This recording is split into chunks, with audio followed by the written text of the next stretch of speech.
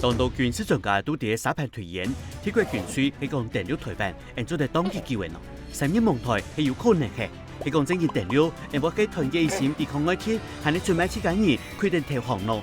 本來轉到195年嘅野比戰爭，我記得歷史嘅教訓咯。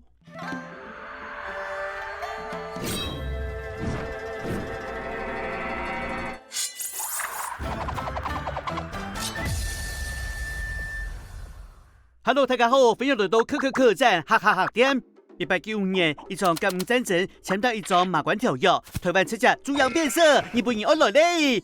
第一強溫蒙面嘅時節，是先前唔管北京反對，樣樣成立嚟台灣民主國。唔過日軍一登陸 online 又天天解散，關啦！全來都意思唔得嘅政府軍區，未係正常範圍。啲官員一嚟嚟轉到祖國懷抱，赤甲變做那個一個龍頭，萬難大吉啊！窮嘅冇嘢啊！哎呀！在個台灣上，總統陛下過後，就喺前面表父嘅意見聽咗，就向日軍入上找到了彼此之心，本來嘅天然變做人嘅救神，真係無奈何啊！既然政府按冇用，按就靠自家啦。各地人民紛紛出征義軍，因為2個2名義軍統領對來自按銅鑼灣嘅扛把子，苗栗銅鑼嘅客家人客。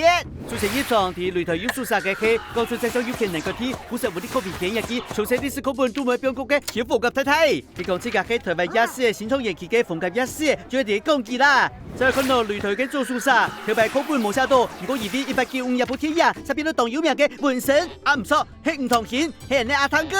都帶名將係正義嘅英雄咯！一部縣政府歷史課本版面嘅係鳳甲一個，這個是本中華2年起來，原來係中華民族嘅英雄哦！這個一個民眾鋪來到會現台，領導人哋阿湯哥嚟，這樣是阿湯哥老日軍對新手戰鬥狀法，你包括在海開無雙，一個手起刀落，冇中入都冇入，前面系統日軍嘅炮火之中，一個台灣人國象嘅象徵，係台灣人嘅英雄啦！